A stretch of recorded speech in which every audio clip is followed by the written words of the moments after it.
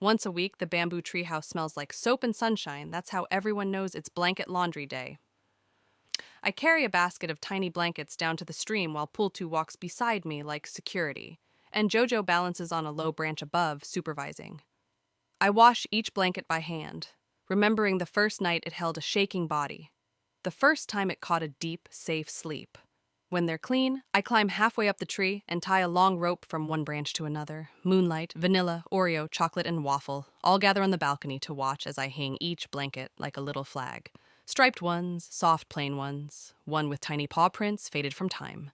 The breeze moves through the bamboo, and the blankets sway gently, turning the tree into a colorful ship sailing on green leaves. For a moment, it feels like all their old lives are being blown away with the water drops. By evening, the blankets are dry, warm from the sun. I fold them, press my face into the clean fabric, and think, once they had nothing soft of their own. Now, even their blankets have a weekly celebration in the sky. At the bottom of the bamboo tree, right where the roots meet the earth, I tied one small red ribbon on a low branch. I didn't tell anyone what it meant, only that it was my secret wish for all of us to stay together, safe and healthy. Days passed. One evening, after dinner in the treehouse, I brought down a little basket of thin ribbons in different colors. Jojo followed me like a tiny orange shadow, Pultu padding behind with slow, curious steps.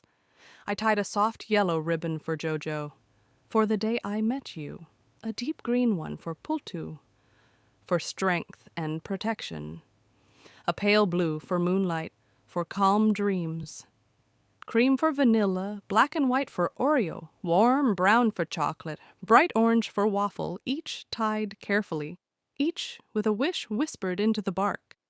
Soon the lower branches were dressed in small colors that fluttered with every breeze. The tree that carried our house now also carried our hopes.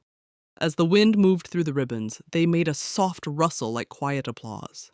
I leaned my forehead against the trunk and thought, even if no one else ever sees them, this bamboo tree knows it is holding not just our weight, but all our wishes too.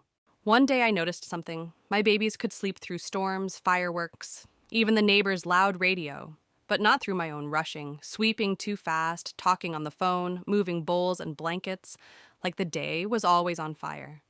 So I made a little sign, just a small piece of wood with 3 painted words. Quiet hour now. I hung it by the bamboo treehouse door.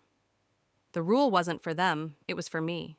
The first time I flipped it over to the quiet hour side, Jojo blinked from the balcony rail, Pultu lifted his head, and the others paused mid-play. I smiled, turned off my phone, put away the broom, and sat on the floor with them. No chores, no videos, no plans. Just breathing and listening. Moonlight curled into my lap like she'd been waiting for this. Vanilla and Oreo settled near my hip. Chocolate pressed his back against my leg, and Waffle lay on his side, one paw touching my ankle like a tiny anchor. Pultu gave one long sigh and went back to sleep. We stayed like that, hearts beating, bamboo creaking softly, wind moving through the leaves. The world outside kept rushing, but inside the treehouse, everything slowed down to the speed of a safe nap. I looked at the little wooden sign and thought, they waited their whole lives for peace. The least I can do is give them one protected hour, where nothing is more important than being here together.